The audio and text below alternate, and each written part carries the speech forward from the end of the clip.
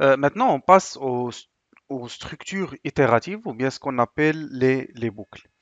Donc, notez bien qu'à un certain moment, si on a besoin de prendre une décision ou bien de faire un test pour savoir quel code exécuter, il y a certaines instructions qui doivent être exécutées tant qu'une condition n'est pas réalisée ou là, tant qu'une condition n'a pas encore été atteinte. Par exemple, pour calculer 2 à la puissance 5, donc ça, si vous voulez, c'est équivalent à 2 fois 2 fois 2, donc fois 2 fois 2, si vous voulez, 5 fois. Donc, si vous voulez, dans un premier temps, on doit calculer 2 fois 2, ça va nous donner 4. Et puis, on va multiplier 4 par ce 2-là, ça va nous donner 8.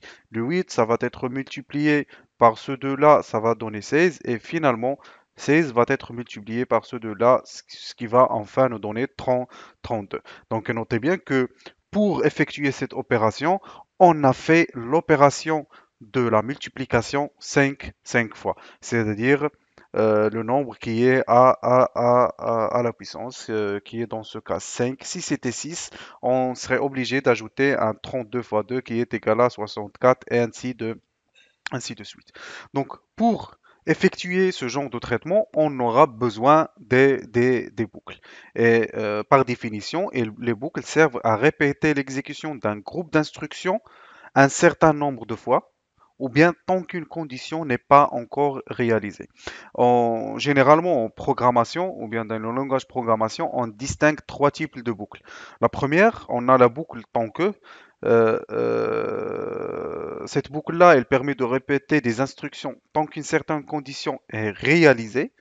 On a la boucle aussi répétée jusqu'à qui permet de répéter des instructions jusqu'à ce qu'une condition soit réalisée. Et finalement, on a la boucle pour qui est généralement utilisée avec un compteur et il permet de répéter les instructions en faisant évoluer notre compteur, soit par un, soit par 2, ça dépendra de combien vous voulez l'évaluer jusqu'à ce que la valeur finale soit atteinte.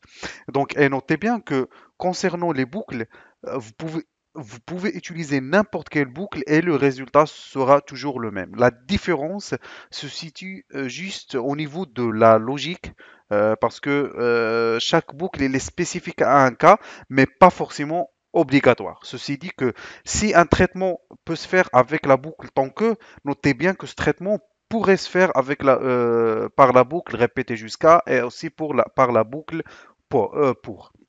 Et notez bien que le choix de la boucle, par exemple, si vous maîtrisez une des boucles, vous pouvez toujours l'utiliser, mais notez bien que chacune des trois boucles a une utilisation spécifique dans un cas plus spécifique. Mais son utilisation, comme je l'ai dit tout à l'heure, n'est pas obligatoire. Vous pouvez utiliser n'importe laquelle des trois.